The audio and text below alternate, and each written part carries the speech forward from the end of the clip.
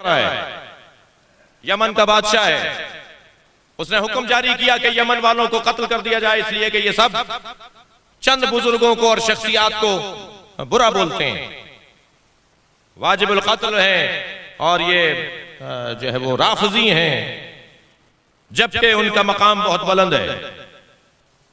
जी कहा गया जी फला फला फला फला फला फला फला लोगों को ये बुरा बोलते हैं, उनका मकाम बहुत बुलंद है। दलील क्या है कि उनका मकाम बुलंद है? किसी ने कहा जी दलील, कहने लगे देखो फला बाग के अंदर जो दरख्त अनार का लगा हुआ है उसके अनार के ऊपर इनके नाम छपे हुए हैं, कुदरती तौर पर इनके नाम कंदा हुए हैं। अगर अल्लाह इनसे प्यार ना कर रहा होता, अगर अल्लाह के नजदीक इनका मकाम नहीं होता तो ये दरख्त अनार के ऊपर इनके नाम लिखे हुए हैं। जी बुला लिया गया मुहम्मदून सलासा, 3 मोहम्मद नामी हमारे मुज्तहिदीन उस वक्त में, बुलाओ जवाब दो। जाके देखा साहब अनार के ऊपर वाकई कुछ नाम लिखे हुए हैं, ये तो अल्लाह ने नाम लिख के भेज दिया अनारों पर, तुम इन्हें बुरा बोलते हो। इन्होंने कहा जी हमें 3 दिन चाहिए, हम 3 दिन के बाद आपको जवाब देंगे। 3 दिन इन्होंने रोजा रखा। मैं एक आरिफ की खिदमत में था, जब कोई बहुत बड़ी अजीम हाजत होती है तो उरफा का दस्तूर है कि वो रोजा रखकर दुआ मांगते हैं। मैंने एक बुजुर्ग से पूछा कि क्या फलसफा है कि रोजा रखकर दुआ मांगी जाती है? फरमाने लगे कि रोजा रखने से बदन में शुबहनाक ग़िज़ाएं ज़ाइल हो जाती हैं, तब दुआ कबूल होती है। सलवात पढ़ ले जरा मोहम्मद व आले मोहम्मद।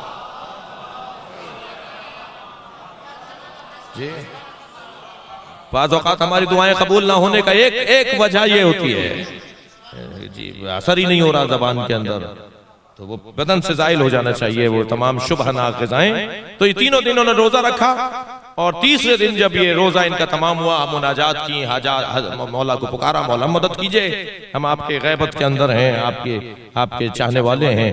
तो बहुत देर मुनाजात करते रहे, कोई रहनुमाई नहीं हुई, तो तीनों उठे के चलते हैं सहरा में, फिर इमाम से इस्तिग़ाज़ा करते हैं कि सामने से एक मुसाफिर को आते हुए देखा जिसका हुलिया इन्हें बता रहा था कि तवील सफर से लौटने वाला है। तो उसने सवारी से उतर के इनसे पूछा कि तुम परेशान लगते हो? कहा हमारी परेशानी है, मगर हम उसी से जाके पूछना चाहते हैं जो हमारी परेशानी दूर करेगा।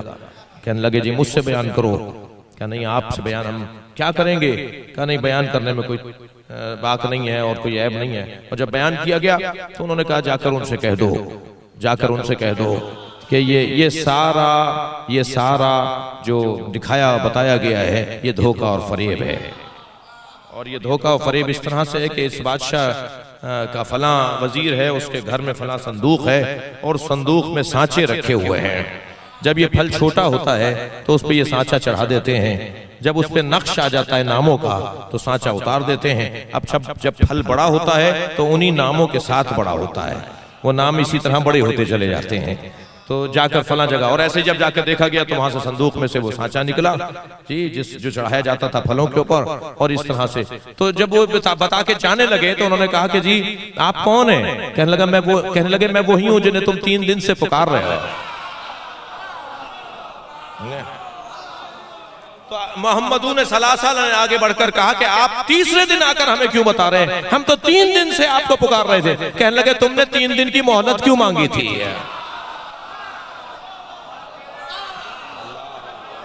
सलावत पढ़े मोहम्मद व आले मोहम्मद।